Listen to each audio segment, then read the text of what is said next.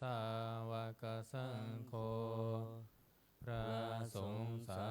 วกของพระผู้มีพระภาคเจ้าพระองค์ใดปฏิบัติดีแล้วธัมมายังภควันตังสัทธัมมังสัสสังฆังอิเมหิสกกาเลหิยะถารหังอาโรปิเตหิอภิปูชยามะข้าพระเจ้าทั้งหลายขอบูชาอย่างยิ่งซึ่งพระผู้มีพระภาคเจ้าพระองค์นั้นพร้อมทั้งพระธรรมและพระสงฆ์ด้วยเครื่องสักการะทั้งหลายเหล่านี้อันยกขึ้นตามสมควรแล้วสาธุโนพันเตภควาสุจิราปรินิพพุตโตปิข้าแต่พระองค์ผู้เจริญพระผู้มีพระภาคเจ้าแม้ปรินิพพานนานแล้วทรงสร้างคุณอันสำเร็จประโยชน์ไว้แก่ข้าพระเจ้าทั้งหลาย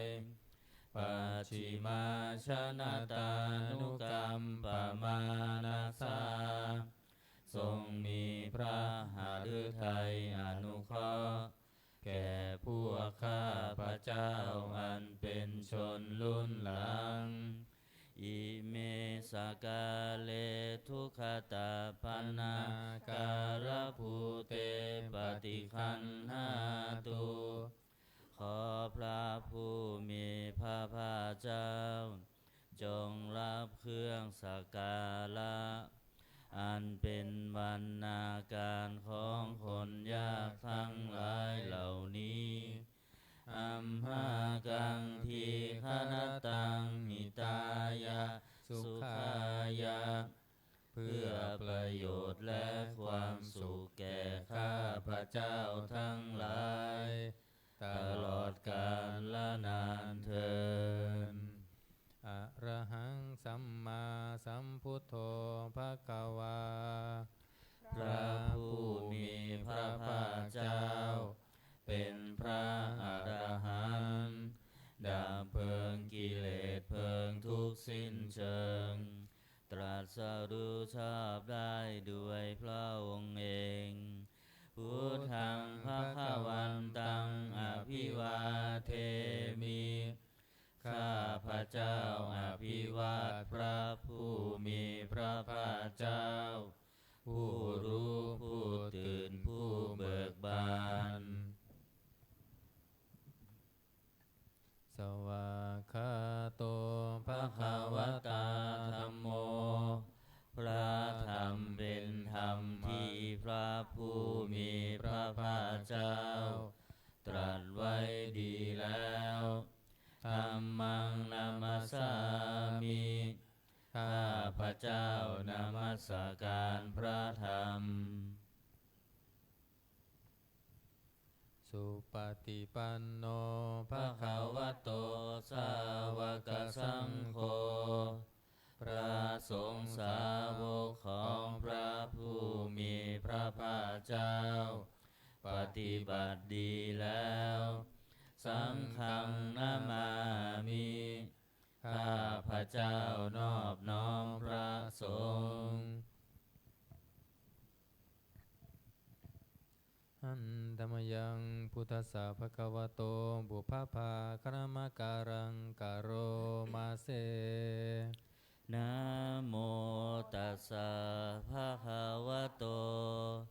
ขอนอบน้อมแด่พระผู้มีพระภาคเจ้าพระองค์นั้นอะระหะโตซึ่งเป็นผู้ไกลจากกิเลสสัมมาสัมพุทธัสสะตรัสรู้ชอบได้โดยพระองค์เองนะโมตัสสะภะคะวะโตขอนอบน้อมแด่พระผู้มี เจ้าพระองค์นั้นอะระหะโตซึ่งเป็นผู้ไกลจากกิเลสสัมมาสัมพุทธัสสะตรัสรู้ชอบได้ด้วยพระองค์เองนะโมตัสสะภะคะวะโตขอนอบน้อมแด่พระผู้มีพระภาคเจ้าพระองค์นั้นอะระหะโตซึ่งเป็นผู้ไกลจากกิเลสสัมมาสัมพุทธัสสะ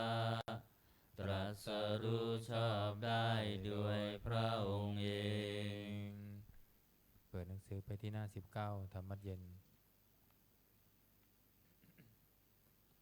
อันธรรมยังพุทธานุสตินายังกโรมาเสตังโฆปานาภะคะวันตังเอวังกัลยาโนกิตติสัทโธอะภุคโตก็กิตติศักดิ์งานงามของพระผู้มีพระภาคเจ้านั้นได้ฟุ้งไปแล้วอย่างนี้ว่าอิติปิโสภะคะวาเพราะเหตุอย่างนี้พระผู้มีพระภาคเจ้านั้นอะระหังเป็นผู้ไกลจากกิเลสสัมมาสัมพุทโธเป็นผู้ตรัสรู้ชอบได้ด้วยพระองค์เองวิชาจารณสัมปันโนเป็นผู้ถึงพร้อมด้วยวิชาและจารณะสุขโตเป็นผู้ไปแล้วด้วยดีโลกวิทูเป็นผู้รู้โลกอย่างแจ่มแจ้งอนุตตโรปุริสธรรมสารถีเป็นผู้สามารถฝึกบุรุษที่สมควรฝึกได้อย่างไม่มีใครยิ่งกว่าสัทธาเทวมนุษย์สานังเป็นครูผู้สอนของเทวดาและมนุษย์ทั้งหลายพุทโธเป็นผู้รู้ผู้ตื่นผู้เบิกบานด้วยธรรมภควาติเป็นผู้มีความจำเริญจำแนกคำสั่งสอนสัตว์ดังนี้อันธรรมยังพุทธาภิกขิติงกโรมาเสพุทธวาลาหันตวรตาภิกขุนาภิยุโตพระพุทธเจ้าประกอบด้วยคุณมีความประเสริฐแห่งอรหันตคุณเป็นต้นสุทธาภิญาณกรุณาหิสมาคตโตพระองค์อันประกอบด้วยพระญาณและพระกรุณาอันบริสุทธิ์โพเทสิโยชุชนะตังกามลังวสุโลพระองค์ใดทรงกระทำชนที่ดีให้เบิกบานดุจนาทิทำบัวให้บานวันธามหังตมรณังศีลาสาชิเนทังข้าพระเจ้าไหว้พระชินสีผู้ไม่มีกิเลสพระองค์นั้นด้วยเสียงกล่าวพุทโธโยสัพพปานินังสารนังเขมมุตตมังพระพุทธเจ้าพระองค์ใดเป็นสารณะอันเกษมสูงสุดของสัตว์ทั้งหลายปาธามานุสติฐานังวันทามิตังสิเลนะหังข้าพระเจ้าไหว้พระพุ ธเจ้าพระองค์นั้นอันเป็นที่ตั้งแห่งความระลึกองค์ที่หนึ่งด้วยเสียงก้าวพุทธัสสะหัสสมิทาโสวะพุทโธเมสามิกิสโล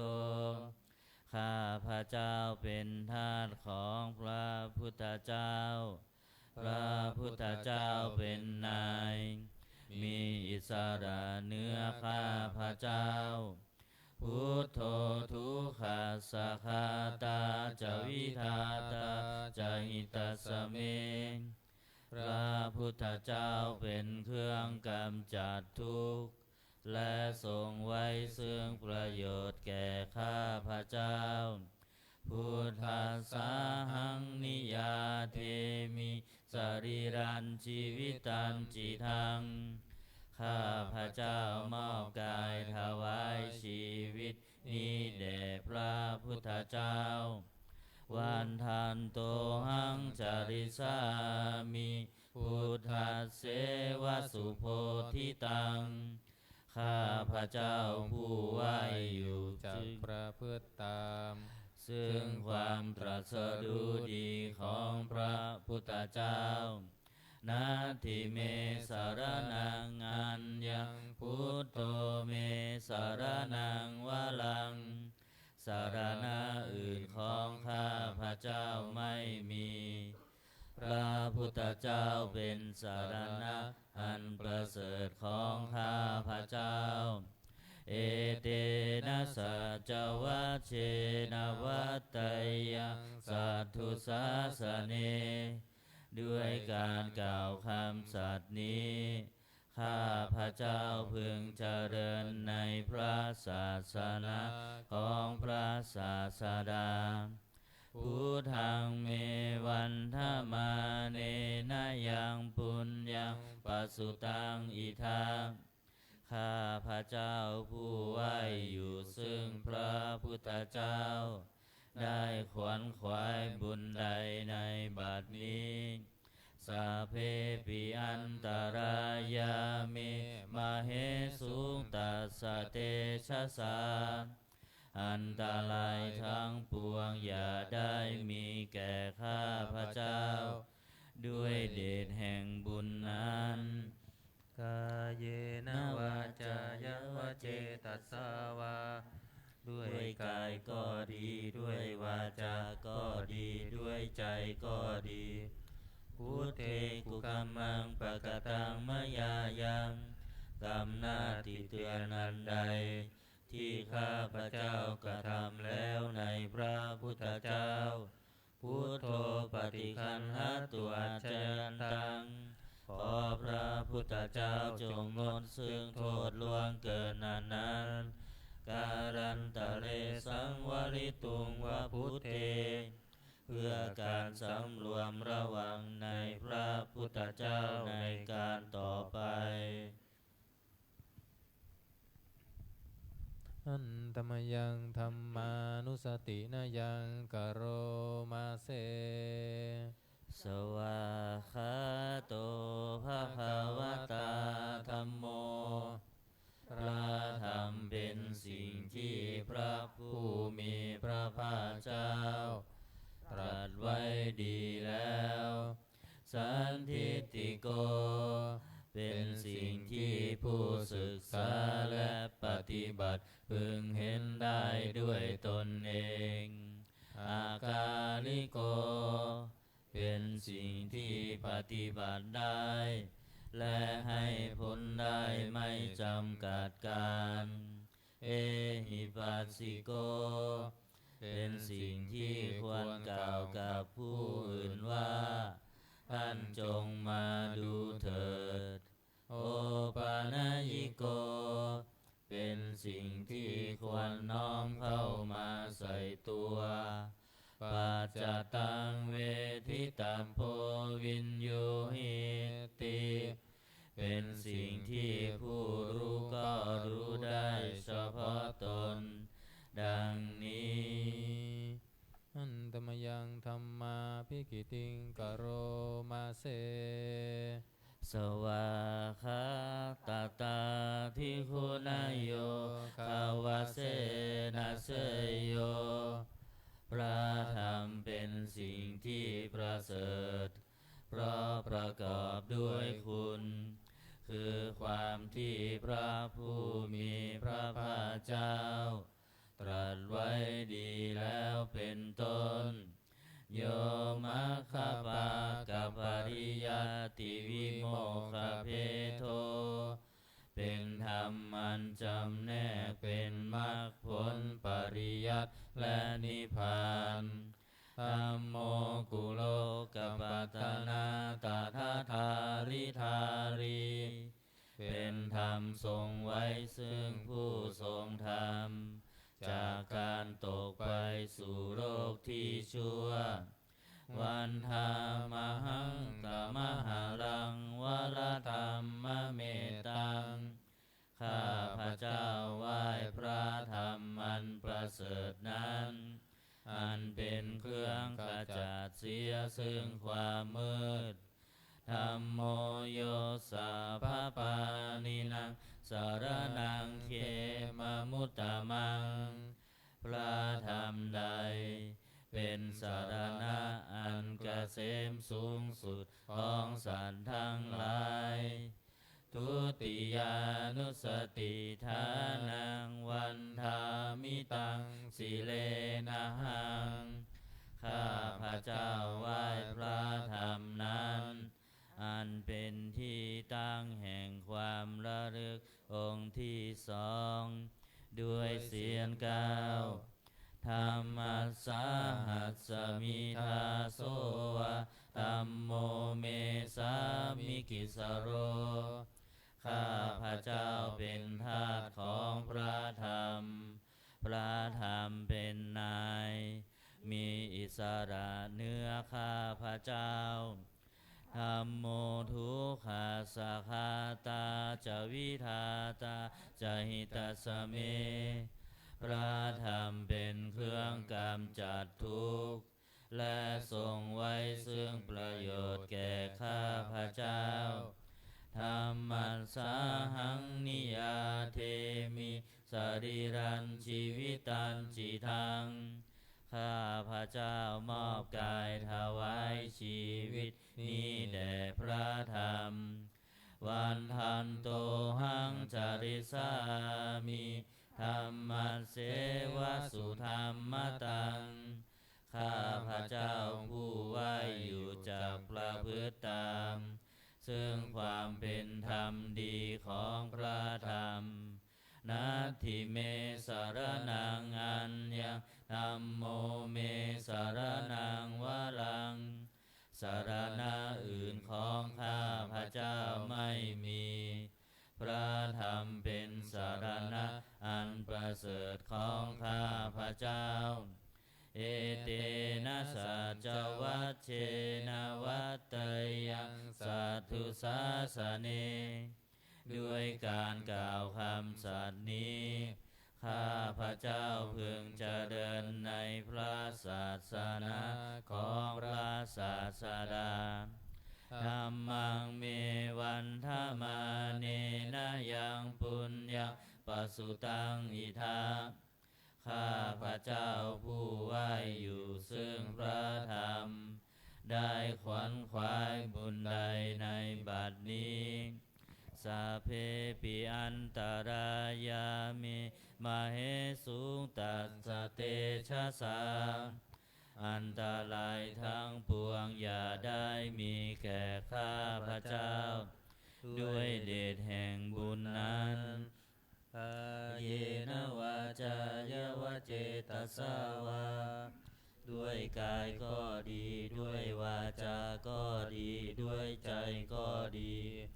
ธัมเมกุกัมมังปะกตังมยายังกรรมหน้าที่เตือนอันใดที่ข้าพระเจ้ากระทำแล้วในพระธรรม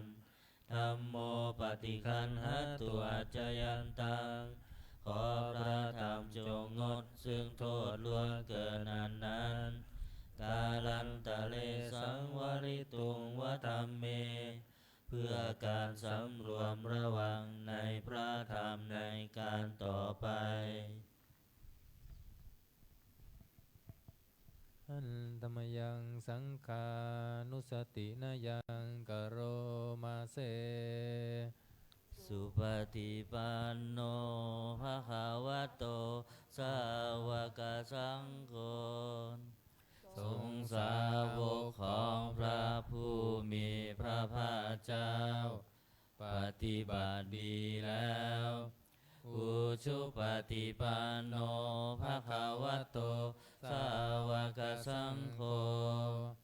สงฆ์สาวกของพระผู้มีพระภาคเจ้า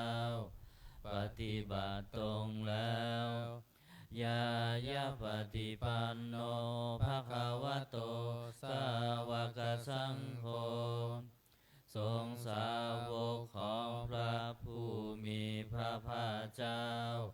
ปฏิบัติเพื่อรู้ธรรมเป็นเครื่องออกจากทุกข์แล้วสามีจิปฏิปันโนภะคะวะโตสาวกสังโฆสงฆ์สาวกของพระผู้มีพระภาคเจ้าปฏิบัติสมควรแล้วยะติทังได้แก่บุคคลเหล่านี้คือจาตาริปุริสายุคานิอัตถปุริสบุคลาคู่แห่งบุรุษสี่คู่นับเรียงตัวบุรุษได้8บุรุษเอสะภะคะวะโตสาวกสังโฆนั่นแหละสงฆ์สาวกของพระผู้มีพระภาคเจ้าอาหุนยโยเป็นสงฆ์ควรแก่สักการะที่เขานำมาบูชาปาหุนยโยเป็นสงฆ์ควรแก่สักการะที่เขาจัดไว้ต้อนรับทักขินยโยเป็นผู้ควรรับทักษิณาทานอัญชริการณิโยเป็นผู้ที่บุคคลทั่วไปควรทำอัญชลีอนุตตรังปุญญเกตังโลกัสสติเป็นเนื้อนาบุญของโลกไม่มีนาบุญอื่นยิ่งกว่าดังนี้อันธรรมยังสังฆาภิกิติงกโรมาเสสัทธัมมโชสุปฏิปัตติคุณาทิยุโตพระสงฆ์ที่เกิดด้วยพระสัทธรรมประกอบด้วยคุณมีความปฏิบัติดีเป็นต้นโยทัพพิโทอริยบุคลสังคเสโตเป็นหมู่แห่งพระอริยบุคคลนั้นประเสริฐแต่จำพวกศีลาทิธรรมปวาลาสยกายจิตโตมีกายและจิตนั้นอาศัยธรรมมีศีลเป็นต้นอันบวรวันธามหังตมริยานาคนาสุสุทังข้าพระเจ้าไหว้หมู่แห่งพระอริยเจ้าเหล่านั้นอันบริสุทธิ์ด้วยดีสังโฆโย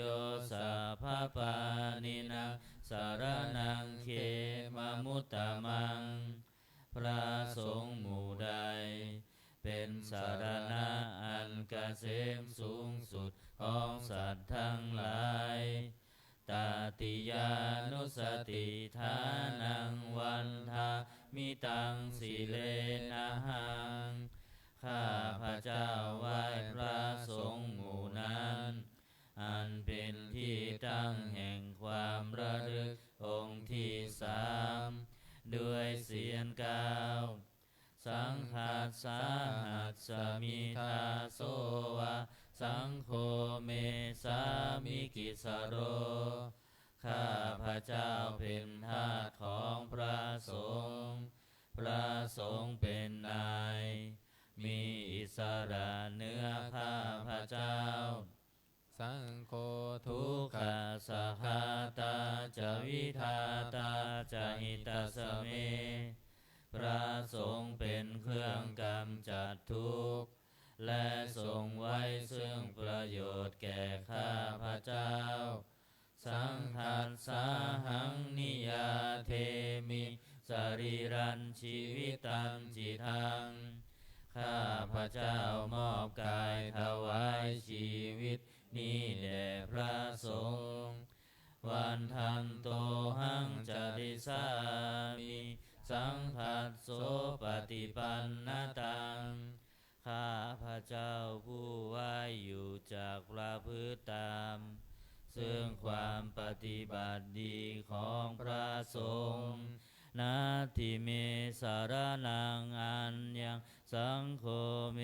สารนังวะลัง สารณะอื่นของข้าพเจ้าไม่มี พระสงฆ์เป็นสารณะอันประเสริฐของข้าพเจ้า เอเตนะสัจวัชเชนะวัตตยังสัตถุสาสเน ด้วยการกล่าวคำสัตย์นี้ ข้าพเจ้าพึงเจริญในพระศาสนาของพระศาสดา สังฆังเมวันธมาเน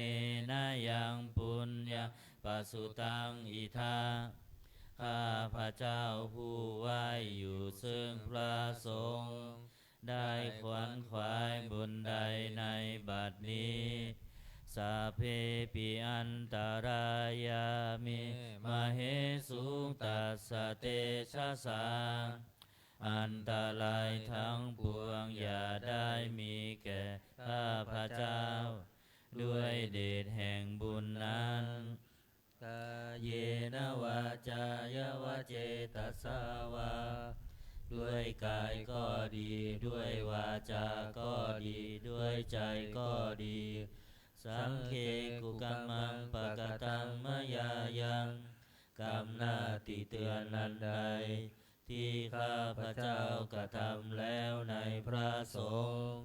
สังโฆปฏิคันหตุอัจจยันตัง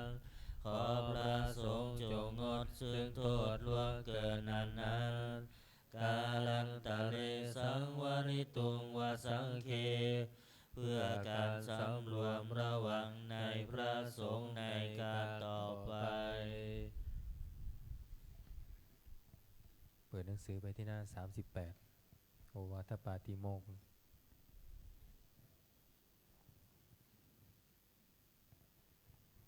อันตมยังโอวาทปาติโมกขคาทาโย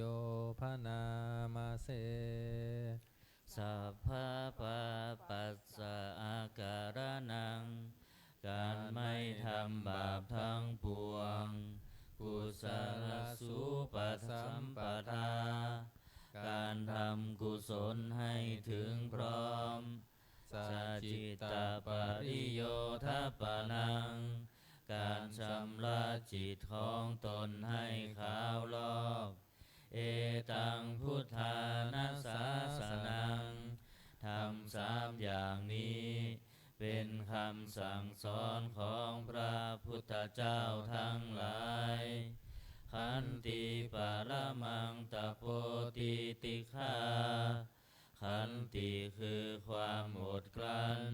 เป็นธรรมเครื่องเผากิเลสอย่างยิ่งนิพพานังปรมังวทันติพุทธา ผู้รู้ทั้งหลายกล่าวพระนิพพานว่าเป็นธรรมอันยิ่งนาหิปภาสิโตปรูปคาติผู้กำจัดสัตว์อื่นอยู่ไม่ชื่อว่าเป็นบรรพชิตเลยสามโนโหติปรังวิเหทยันโต ผู้ทำสัตว์อื่นให้ลำบากอยู่ไม่ชื่อว่าเป็นสมณะเลยอนุปวาโทอนุปคาโต การไม่พูดร้ายการไม่ทำร้าย ปาติโมกเขจะสังวโรการสำรวมในปาติโมกข์มัตตัญยุตาจะภัตตัสสมิงความเป็นผู้รู้ประมาณในการบริโภคปันตัญจะสยนาสนังการนอนการนั่งในที่อันสงัดอาทิจิเตจะอาโยโคความหมั่นประกอบในการทำจิตให้ยิ่งเอตังพุทธานาสาสนังทำ6อย่างนี้เป็นคำสั่งสอนของพระพุทธเจ้าทั้งหลายเปิดมาหน้า27นะอันตมยังอติตาปัจเจเวคขณาปาทังพนามาเสอาชามายาอัตปัจเจเวคิตวายังจีวรังปริภุตังจีวรใดอันเรานุ่งห่มแล้วไม่ทันพิจารณาในวันนี้ตังยาวะเทวาสิตัสสะปฏิฆาตายะจีวรนั้นเรานุ่งห่มแล้วเพียงเพื่อบำบัดความหนาวอุณหัสสะปฏิฆาตายะเพื่อบำบัดความร้อนดังสมกาสวาตาตาปะสิลิงสะปะสัมผัสสานังปฏิฆาตายะเพื่อบำบัดสัมผัสนั้นเกิดจากเหลือบยุงลมแดดและสัตว์เลื้อยคลานทั้งหลายยาวะเทวะหิริโกปินะปฏิชาธานาทังและเพียงเพื่อปกปิดอวัยวะอันให้เกิดความละอายอาชามายาอัตปัจเจเวคิตวายโยบินทปาโตปริภุโตบิณฑบาตใดอันเราฉันแล้วไม่ทันพิจารณาในวันนี้โสเนวัฏวายาบิณฑบาตนั้นเราฉันแล้วไม่ใช่เป็นไปเพื่อความเพลิดเพลินสนุกสนานนะมัทายาไม่ใช่เป็นไปเพื่อความเมามันเกิดกำลังพลังทางกายนะมันธนายาไม่ใช่เป็นไปเพื่อประดับนาวิภูสนายาไม่ใช่เป็นไปเพื่อตกแต่งยาวะเทวะอิมัสสกายัสสะพิติยาแต่ให้เป็นไปเพื่อความตั้งอยู่ได้แห่งกายนี้ยาปนายาเพื่อความเป็นไปได้ของอัตภาพวิหิสุปารติยาเพื่อความสิ้นไปแห่งความลำบากทางกายพรหมจาริยานุคาหายาเพื่ออนุเคราะห์แก่การประพฤติพรหมจรรย์อิติปุรานันจะเวทานังปฏิหังคามิด้วยการทำอย่างนี้เราย่อมระงับเสียได้ซึ่งทุกขเวทนาเก่าคือความหิวนาวันจะเวทานังนาอุปาเทสามิและไม่ทำทุกขเวทนาไม่ให้เกิดขึ้น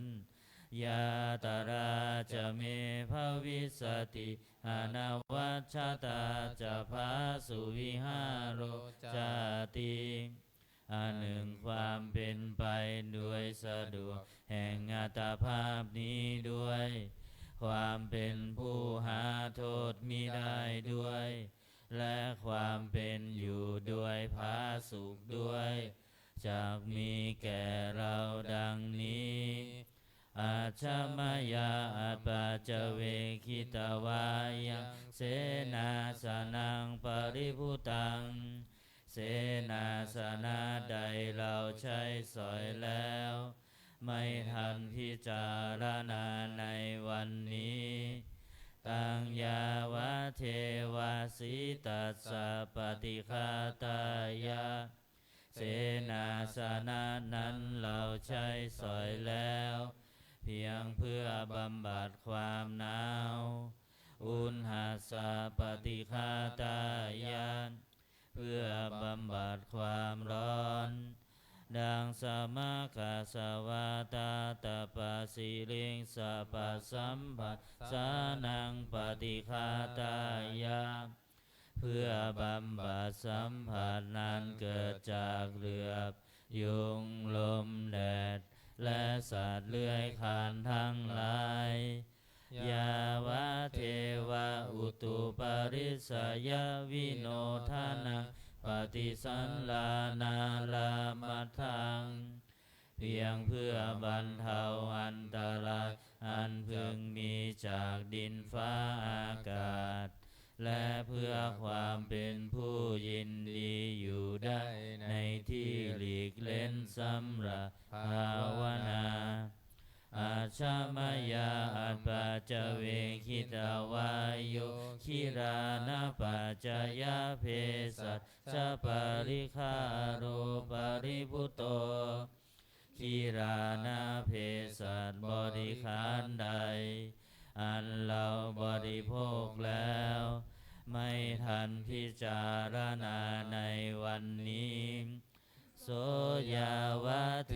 วะอุปปันนานะวัยยาภาธิกานังเวทนานังปฏิฆาตายะคิรานะเพสัชบริขารนั้นเราบริโภคแล้วเพียงเพื่อบำบัดทุกขเวทนาอันบังเกิดขึ้นแล้วมีอาพาธต่างๆเป็นมูลอาพยาปัชชะปรมัตตายาติเพื่อความเป็นผู้ไม่มีโรคเบียดเบียนเป็นอย่างยิ่งดังนี้อันตมยังอุทิศนาทิฐานาคาทาโยพนามาเสอิมินาปุญญกรรมเมนะ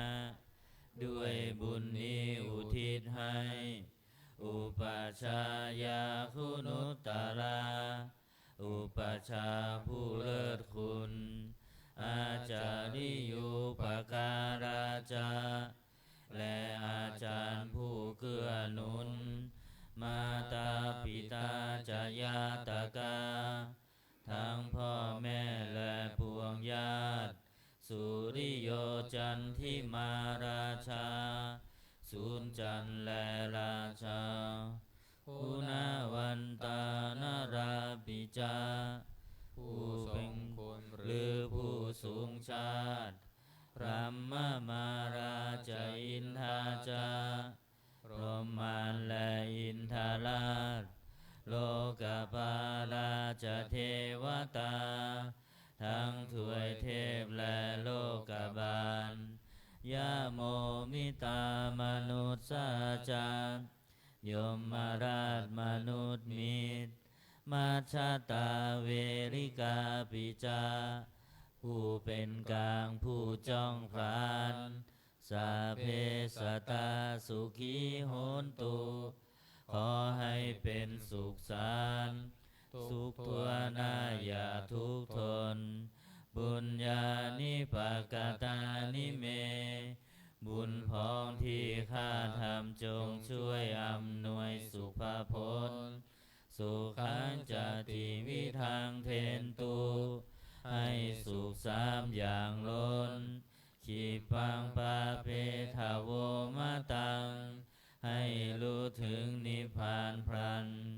อิมินาปุญญากรรมเมนะด้วยบุญนี้ที่เราทำอิมินาอุทิเสนาจา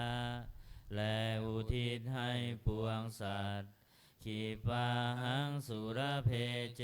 วะเราพลันได้ซึ่งการตัดตัณหุปาทานเฉทานังตัวตัณหาอุปาทานเยสันตาเนหินาธรรมาสิ่งชั่วในดวงใจยาวานิพพานโตมะมังกว่าเราจะถึงนิพพานนัสสันตุสัพพทาเยวะเมื่อไรสิ้นจากสันดานยัตถาชาโตภะเวภะเวทุกภพที่เราเกิดอุชุจิตังสติปัญญามีจิตตรงและสติทั้งปัญญาอันประเสริฐสังเลโควิริยัมหินาพร้อมทั้งความเพียรเลิศเป็นเครื่องขูดกิเลสหายมาลาลพันตุโนกาสังโอกาสอย่าพึงมีแก่หมู่มารสิ้นทั้งหลายกาตุนจาวิริเยสุเมเป็นช่องปทุสร้ายทำลายล้างความเพียรจมพุทธาธิปวโรนาโทพระพุทธผู้บวรนาถธัมโมนาโทวรุตตโมพระธรรมที่พึงอุดมนาโทปเจกพุทโธจาพระปัจเจกพุทธสงฆ์สังโฆนาโทตโรมะมังโตพระสงฆ์ที่พึงพยองเตโสตมานุภาเวนะด้วยอานุภาพนั้นมาโลกาสังลพันตุมาขอหมู่มารอย่าได้ช่องทัสสะปุญญานุภาเวนะ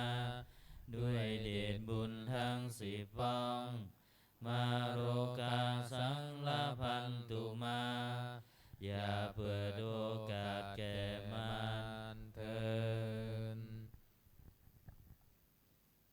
เปิดหนังสือมนต์พิธีเล่มเหลืองหน้า51นี้วันพุธสวดอาทิตตปริยา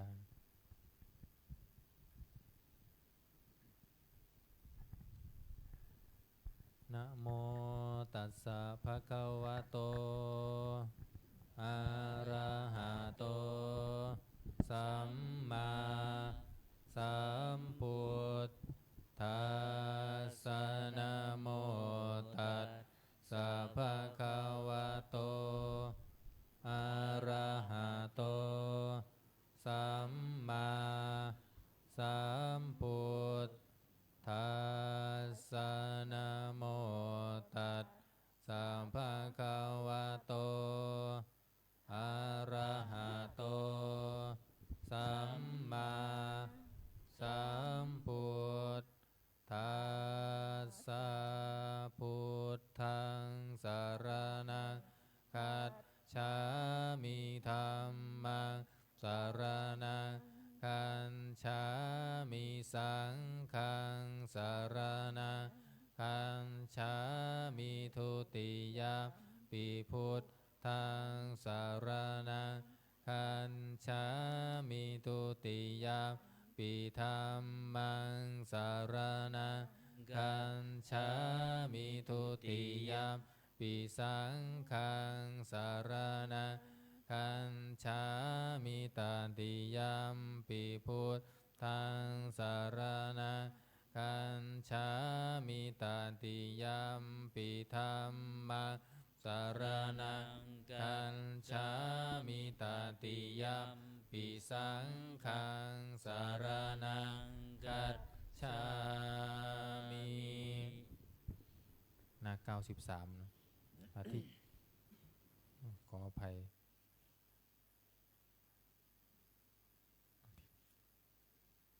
หน้า98นะอาทิตตปริยาหน้า98บทขัดไม่ต้องว่าตามนะ เวเนยยะทะมโนปาเยสัพพโสปารมิงคโตอโมคาวัจจโนพุทโธอภิญญาญานุสาสโกจินนานุรูปโตจาปิธัมเมนะวินยังปะชังจินนาคิปาริจาริยานังสัมโพชาระหโยคินังยะมาทิตตปริยายังเทสยันโตมโนหารังเตโสตารโรวิโมเจสีอเสขายะวิมุตติยาตเทโวปปาริขายะวินยูนังโสตุมิจฉตังทุกขตารักขโนปายังตังสุตันตังพนามเสเอวเมสุตังเอกะสมายังภัคควาขยายังวิหารติขยาสีเสสัตทิงภิกขุสหเสนาตัตระโคภัคควาภิกขุอามันเตสิสัมพังภิกขเวอาทิตตังกินจะภิกขเวสัมพังอาทิตตังจากขุงภิกขเวอาทิตตังรูปาอาทิตตาจากขุวิญญาณังอาทิตตังจากขุสัมผัสโสอาทิตโตยัมปิทังจากขุสัมพันธ์สัพพัญจยาอุมปัชชติเวทยิตังสุขังวาทุกขังวาอาทุกขมาสุขังวาตัมปิอาทิตตังเกนะอาทิตตังอาทิตตังราคะกินาโทสักกินาโมหะกินาอาทิตตังชาติยาชารามรเนนาโสเกหิปริเทเขหิโทมานัสเสหิอุปายาเสหิอาทิตตันติวัฏามิโสตังอาทิตตังสัทธาอาทิตตังโสตวิญญาณังอาทิตตังโสตสัมผัสโสอาทิตโตยัมปิทังโสตสัมผัสสัพพัญจยาอุมปัชชติเวทยิตังสุขังวาทุกขังวาอาทุกขมาสุขังวาตัมปิอาทิตตังเกนะอาทิตตังทิตตังราคังกินาโทสักกินาโมหะกินาอาทิตตาชารามรเนนะโสเกหิปริเทเวหิทุกเขหิอะมานันเสหิอุปายาเสหิอาทิตตันติวัฏามิคานังอาทิตตังคันธาอาทิตตาคานวิญญาณังอาทิตตังคานสัมผัสโสอาทิตโตยัมปิทังคานสัมผัสสัพพัญจยาอุมปัชชติเวทยิตังสุขังวาทุกขังวาอาทุกขมาสุขังวาตัมปิอาทิตตังเกนะอาทิตตังอาทิตตังราคะกินาโทสักกินาโมหะกินาอาทิตตังชาติยาชารามรเนนะโสเกหิปริเทเวหิทุกเข หิโทมานัสเสหิอุปายาเสหิอาทิตตันติวัฏามิชิวหาอาทิตตาราสาอาทิตตาชิวหาวิญญาณังอาทิตตังชิวหาสัมภะโสอาทิตโตยัมปิทางชิวหาสัมผัสสปัญจยาอุปปัชชติเวทยิตังสุขังวาทุกขังวาอาทุกขมาสุขังวาตามปิอาทิตตาเกนะอาทิตตังอาทิตตังราคะกินาโทสักกินาโมหะกินาอาทิตตังชาติยาชรามรเนนาโสเกหิปริเทเวหิทุเขหิโทมานัสเสหิอุปายาเสหิอาทิตตันติวัฏามิกายโยอาทิตโตโพธัพพาอาทิตตากายวิญญาณังอาทิตตังกายสัมผัสโสอาทิตโตยัมปิทังกายสัมผัสสปัจจยาอุปปัชชติเวทยิตังสุขังวาทุกขังวาอาทุกขมาสุขังวาตามปิอาทิตตาเกนะอาทิตตังอาทิตตังราคะกินาโทสักกินาโมหะขีนาอาทิตตังชาติยาชรามรเนนาโสเกหิปริเทเวหิทุเขหิโทมานัสเสหิอุปายาเสหิอาทิตตันติวัฏามิมโนอาทิตโตธัมมาอาทิตตามโนวิญญาณังอา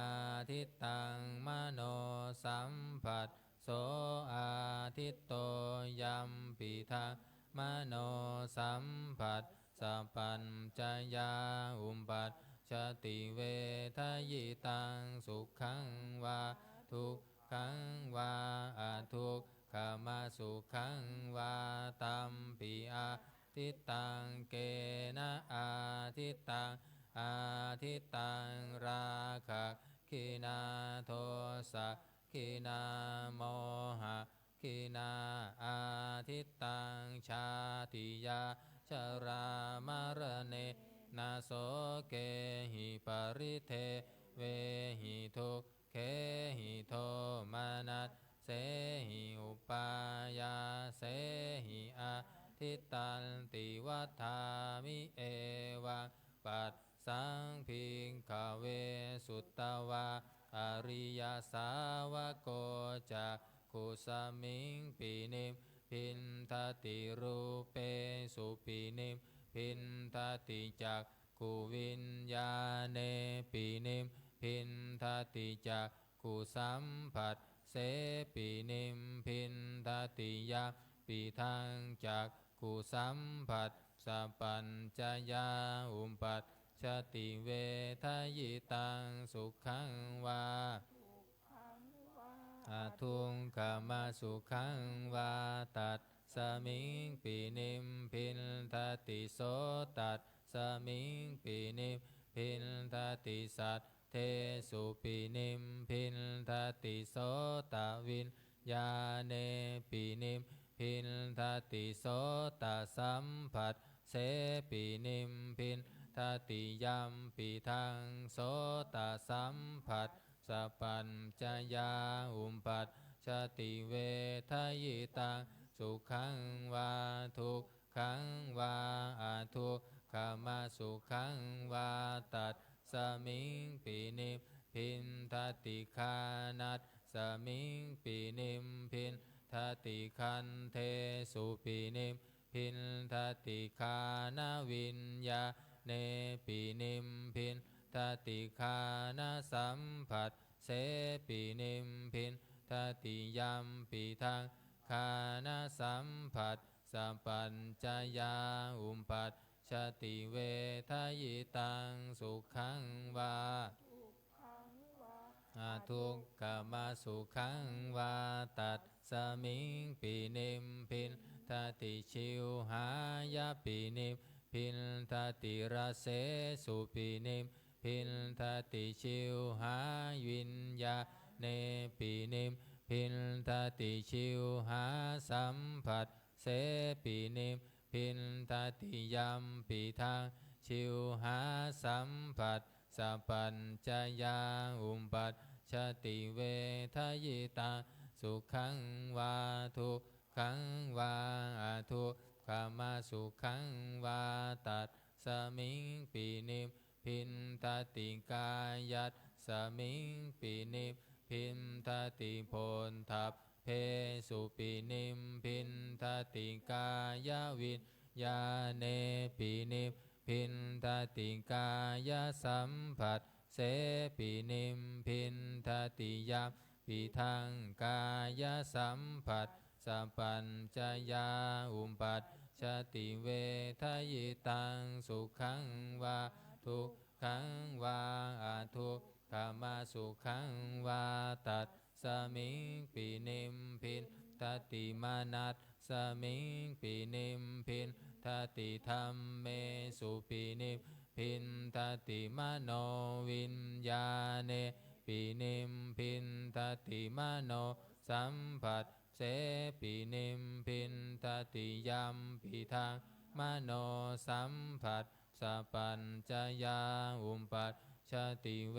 ทยิตาสุขังวาทุกขังวาอาทุกขมาสุขังวาตัดสมิงปินิมพินทตินิมพินทังวิรัตชติวิราคาวิโมตจติวิโมตตัดสมิงวิโมตตามิติยานังโห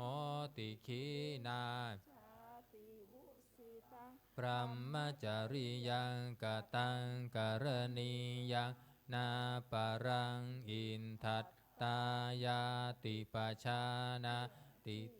ปัทมโวจะภควาอัตตมนาเตภิกขุภควโตภาสิตังอภินันทุอิมัตสมิงจะปนะเวยยากรณัตสมิงพันยมาเนตัสสะภิกขุสหัสสันสานุปาทายะอาสาเวหิจิตตานิวิมุตจิงสุติ133มงคลจักรวาลน้อย133มงคลจักรวาลน้อยสัพพพุทธานุภาเวนะสัพพธรรมานุภาเวนะสัพพสังฆานุภาเวนะพุทธรัตนังธัมมรัตนังสังฆรัตนังทินนังรัตนานังอานุภาเวนะ จตุราสีติสหสัทธัมมัคขันธานุภาเวนะปิตกัตตยานุภาเวนะชินนาสาวกานุภาเวนะสัพเพเตโรคาสัพเพเตพยาสัมเพเตอันตรายาสัพเพเตอุมปัตถวาสัพเพเตทุนนิมิตตาสัพเพเตอวมังคราวินัสสันตุอายุวัตถโกธนวัตถโกสิริวัตถโกยัสสวัตถโกภาลวัตถโกวันนวัตถโกสุขวัตถโกโหนตุสัพพทาทุกขโรภคยาเวลาโสกาสัตตุจุปันทวะอเน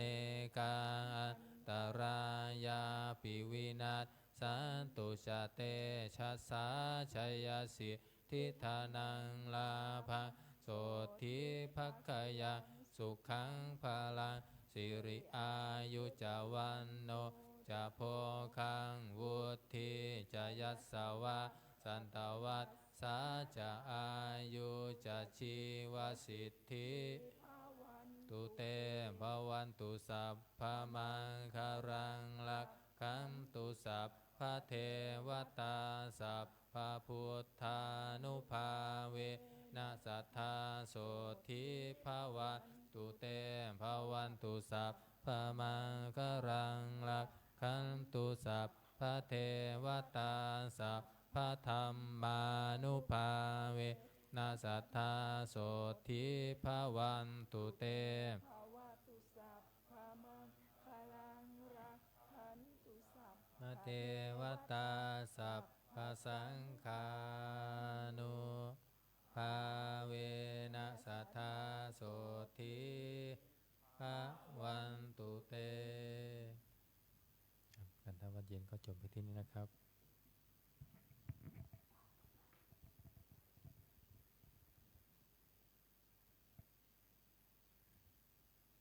นิมนต์พระภิกษุสงฆ์คุกเข่ากราบพระอาจารย์เจ้าคุณพร้อมกันสามเณรแม่ชีโยคีกราบทีหลังอัญชลีวันทาอภิวาทอัญชลีวันทาอภิวาทอัญชลีวันทาอภิวาทอัญชลีวันทาอัญชลีนิมนต์สามเณรเชิญแม่ชีโยคีทุกท่านน้อมกราบท่านเจ้าคุณอาจารย์พร้อมกันค่ะอัญชลีวันทาอภิวาทอัญชลีวันทาอภิวาทอัญชลีวันทาอภิวาทอัญชลีวันทาอัญชลีขออนุโมทนาต่อกุศลธรรมที่เราได้กระทำบำเพ็ญเพื่อความเจริญงอกงามไปบุญในศีลสมาธิปัญญาอันเป็นมรรคาไปสู่ทางแห่งความดับทุกข์จงบังเกิดผลแก่พวกเราทั้งหลายจงทุกข์ทั่วหน้ากันด้วยเถิดสาธุสาธุ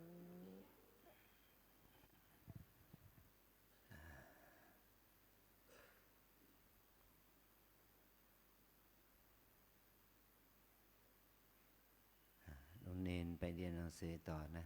ไป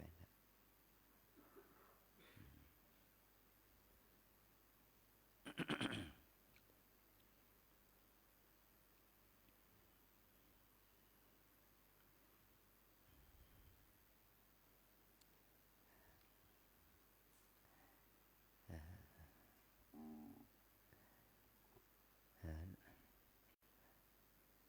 อาจารย์ดีใจนะที่พวกเราพระภิกษุสามเณรก็ถึงอุบาสกอุบาสิกาที่ได้มา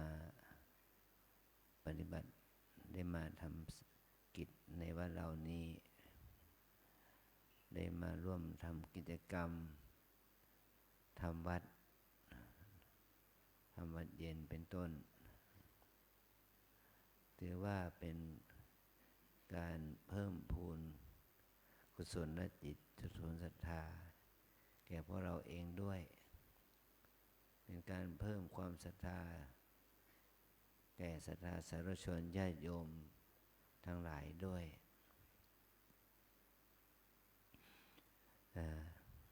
พวกเราตั้งแต่งาน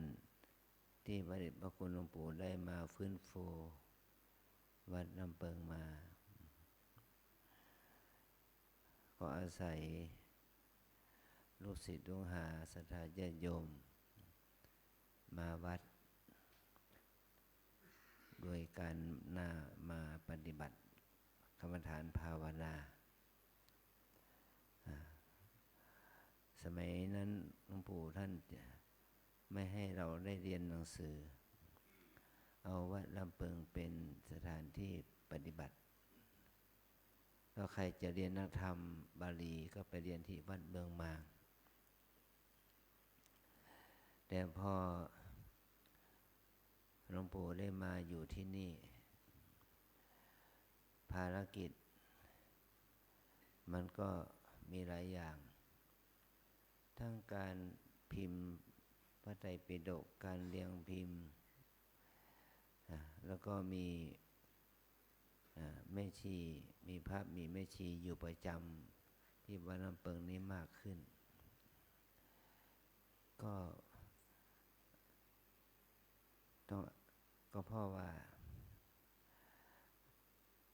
การที่เราอยู่ประจำเนี่ยไม่มีการศึกษาเราเรียนมันก็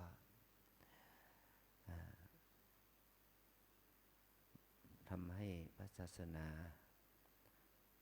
ไม่เจริญเท่าที่ควรหลวงปู่จึงได้ให้การเรียนนวิธรรมเรียนนักธรรมบาลีขึ้นมาตั้งสำนักเรียนพระปริยัติธรรมขึ้นมา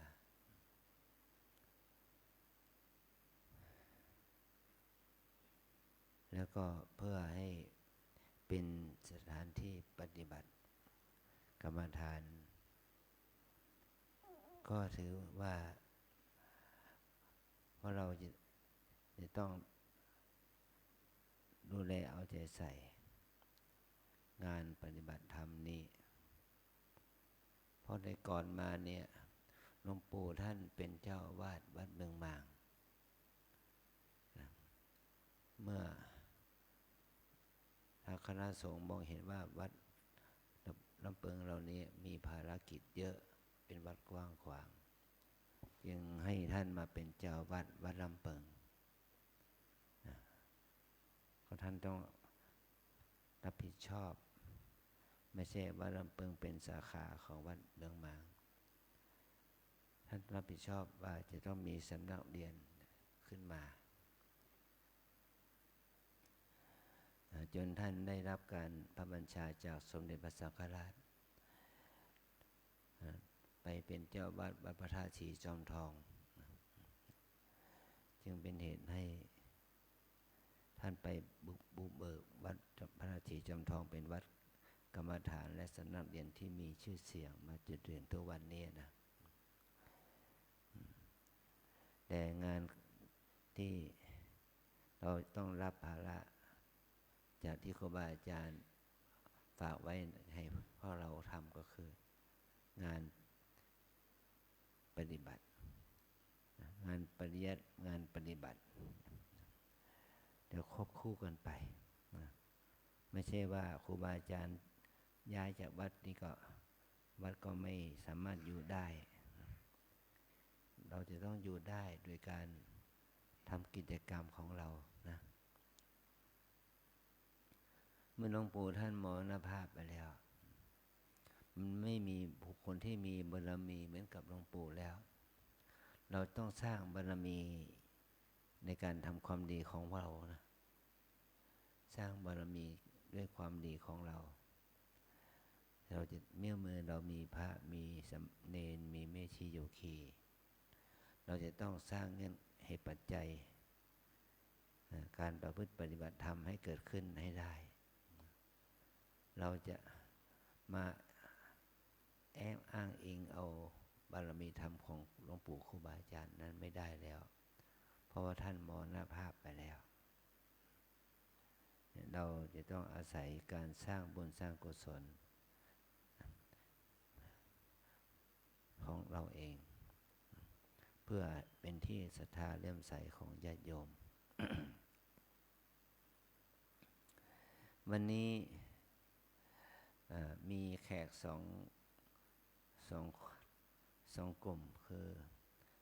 จากครูจากโรงเรียนมงฟอร์ดประถมมงฟอร์ดวิทยาลัยระดับประถมมาหาเลยขอว่าเรารับโครงการที่ทางสมาคมผู้ปกครองพร้อมด้วยท่านผู้อำนวยการโรงเรียนจากโรงเรียนมงฟอร์ดเนี่ยจะพาเด็กนักเรียนมาบรรพชาสามเณรที่วัดเราเนี่ยนะ ในช่วงปิดเทอมช่วงตุลากันยาตุลาให้เราแล้วเขารวมทั้งเด็กนักเรียนผู้หญิงด้วยมาบวชศิรเจนีมาปฏิบัติที่วัดเราเนี่ยในช่วงเพราะว่าเนนพระฤาษีร้อนเนี่ยโรงเรียนเขาไม่มีเวลาว่างที่จะมาร่วมเนนพระฤาษีร้อนได้เพราะว่าเขาต้องมีการเรียนภาคฤดูร้อนจะซัมเมอร์ก็มีปิดเทอมนี่แหละปิดเทอมกลางเทอมเนี่ยกลางเทอมเขาจะเอาลูกหลานเขามาบวชสามเณรในช่วง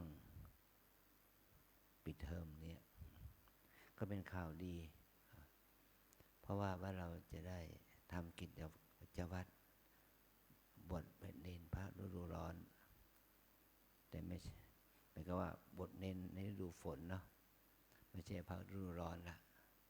เราต้องช่วยกันนะช่วยเพราะว่าอาศัยลูกหลานของโยมเดี๋ยวได้เข้าวัดนะแล้วก็ตอนเย็นตอนบ่ายเนี่ยก็มีนายกสมาคมคนพิการท่านได้มาเยี่ยมผ้าไหมพระธนิสโลเนี่ยมาเยี่ยมผ้าไหมแล้วก็มาเอาหนังสือธรรมะมาถวายโยมก็ได้กล่าวถึงอานิสงส์ของการเรียนนวโกวาทสมัยเขาเป็นท่านเป็นโยมเป็นเณร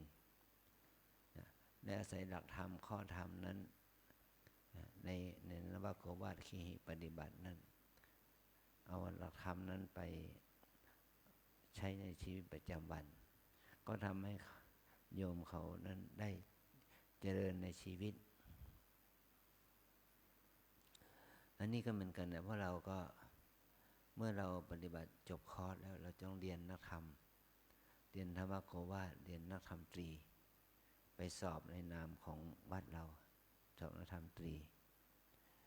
เพราะว่าจะได้ข้อธรรมสักข้อสองข้อเอาไปดำเนินชีวิต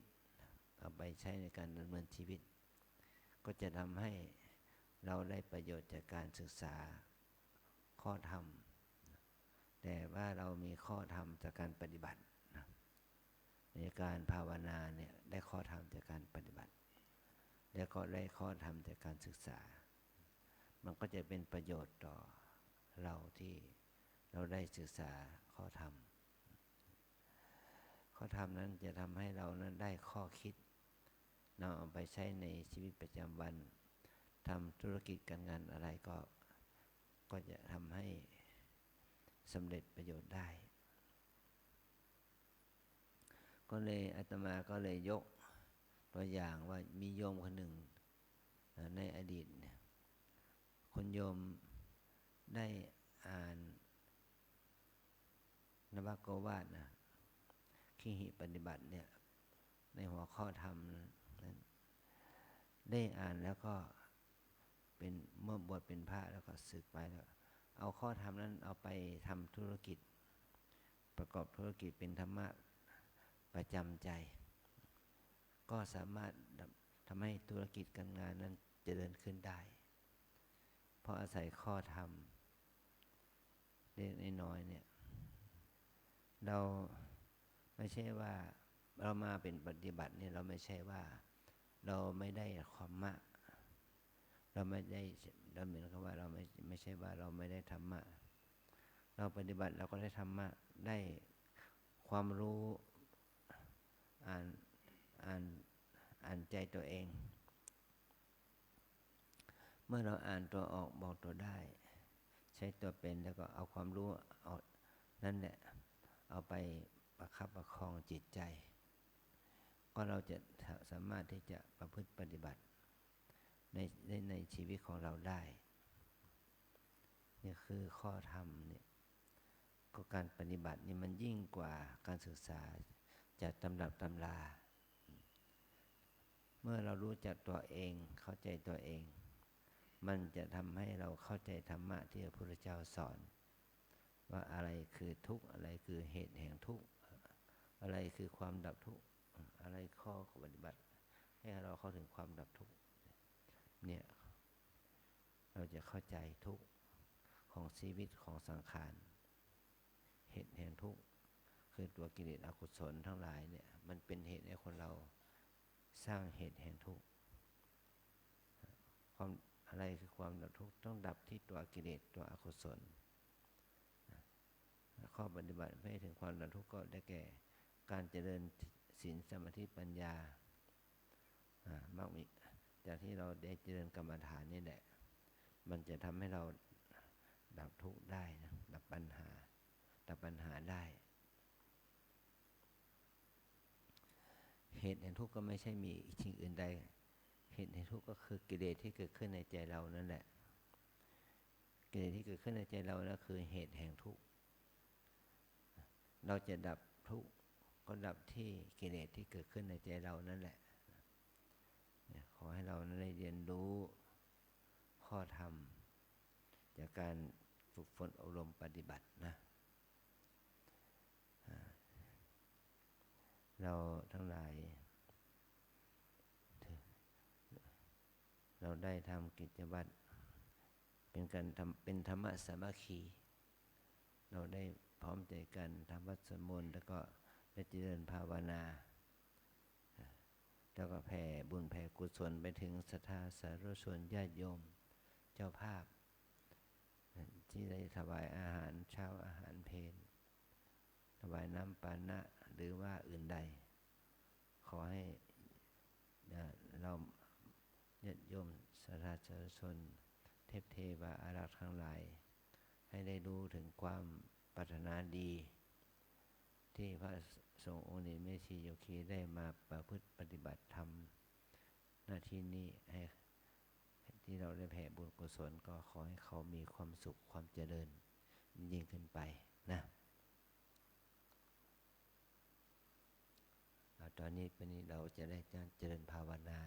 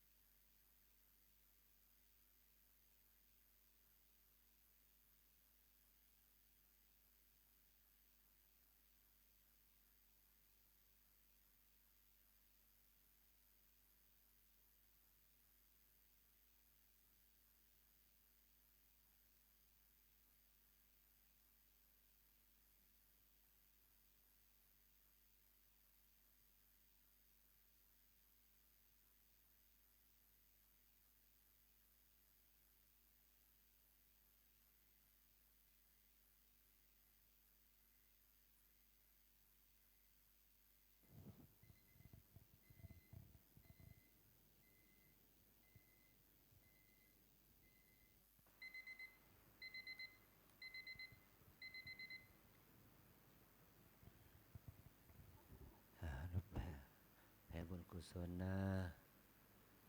อิตังทานากรรมังนิพพา นาปั ปั จ จ จ จ โย โยโห โห น ตุ ตุ โน โน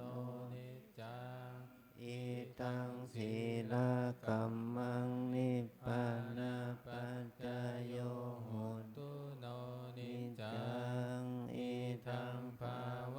นากรรมังนิพพานาปั ปั จ จ จ จ โย โย โห โห น น ตุ ตุ โน โน นิ นิ จจัง ยังกินจิกุสา ลั ลั ง ง กั กั ต ต ตั ตั ม ม พั พั ง ง กั กั ม ม มั มั ง ง สะ สะ เวหิ อัมเหหิ กาก า ตั ตั ง ง ปุ ปุ ญ ญ ญั ญั ง ง โน โน อ อ นุ นุ โม โม ทั ทั น น ตุ ตุ สุนันตุพนตุเยเทวะอัสสามิ มิ ง ง ทา ทา เน เน อา อา ติ ติ คา คา ตา ตา ทิ ทิ คา คา ยุ ยุ กะ กะ สัทธาโห โห น น ตุ ตุ สั สั ม ม เพ เพ สั สั ต ต ตา ตา สุ สุ ขี ขี อั อั ต ต ตา ตา นั นั ง ง ปาริหา หา รั รั น น ตุ ตุ มา มา ตา ตา ปิ ปิ ตา ตา สุ สุ ขิ ขิ ตา ตา โห โห น น ตุ ตุ ทุกขาปา ปา มุ มุ น น จั จั น น ตุ ตุ สั สั พ พ เพ เพ ยาย า ตา ตาก า า สุ สุ ขิ ขิ ตา ตา โห โห น น ตุ ตุ ทุ ทุ ก ก ขา ขา ปา ปา มุ มุ น น จั จั น น ตุ ตุ สัพเพ อา อาย า ตา ตาก า า สุ สุ ขิ ขิ ตา ตา โห โห น น ตุ ตุ ทุกขาปา ปา มุ มุ น น จั จั น น ตุ ตุ สั สั พ พ เพ เพ ปิ ปิ สา สา สัพเพยาย าก า า สั สั พ พ เพ เพ เป เป ตา ตา สุ สุ ขิตา โหนตุ ตุ ทุกขาปามุนจันตุสัพเพนะคัตตาสุขิตา โหนตุ ทุกขาปามุนจันตุสัพเพเทวาสุขิตา โหนตุ ทุกขาปามุนจันตุสัพเพอาจาริโยปัชฌายาสุขิตา โหนตุ ทุกขาปามุนจันตุสัมภาสัมปติโยสามิจันตุโวภูเขาวันทาหลวง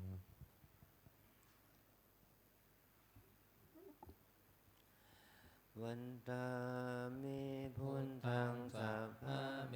วะโตสังฆา กาม ะ ทาเมพันเตวันตามิธัมมังสัพพะ เมวะโตสังฆามะทาเมพันเตวันตามิสังฆังสัพพะเมวะโตสังฆามะทาเมพันเตวันตามิคารุงอุปปัชฌาอาจาริเยสัพพะเมวะโตสังฆามะทาเมพันเตวันตามิกัมมัฏฐานังสัพพะเมวะโตสังฆามะทาเมพันเตวันตามิอาราเมพันตสีมังสัมภะเมวะโตสังฆามะทาเมพันเตวันตามิเจติยังสัมปัฏฐาเนสุปฏิทิตาสารีรัตถาตุมหาโพธิพุทธารูปังสักการังสัทธานาคาโลเกเทวะโลเกพรหมโลเกชัมพูทิเปรังกาทิเปสารีรัตถาตุโยเกสาธาตุโยอะระหันตธาตุโยเจติยังคันทะกุณทิงจตุราสิติสหัสเสธัมมัคขันเทสัพเพสัมปาทะเจติยังอหังวันตามิสัพพะโสอัญชลีวันทาอภิวาทอัญชลีวันทาอภิวาทอัญชลีวันทาอภิวาทอัญชลีวันทาอัญชลี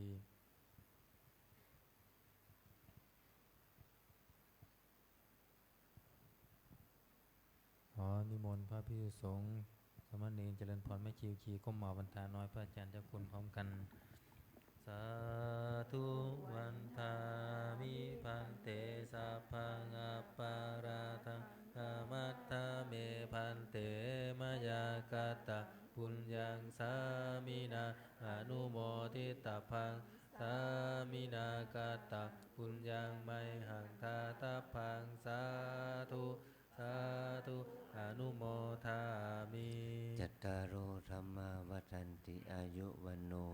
สุขังพระลัง สาธุสาธุสาธุนิมนต์พระสงฆ์กราบพระอาจารย์เจ้าคุณพร้อมกันสมณเณรแม่ชีกราบที่หลังอัญชลีวันทาอภิวาทอัญชลีวันทาอภิวาทอัญชลีวันทาอภิวาทอัญชลีวันทาอัญชลี ขอเชิญแม่ชีและโยคีทุกท่านน้อมกราบท่านเจ้าคุณอาจารย์พร้อมกันค่ะ อัญชลีวันทาอภิวาทอัญชลีวันทาอภิวาทอัญชลีวันทาอภิวาทอัญชลีวันทาอัญชลี สาธุขออนุโมทนาเรา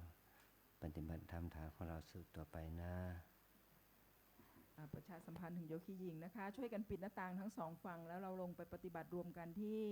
ห้องรับพระกรรมฐานนะคะ ห้องใต้ดินหอไตรค่ะ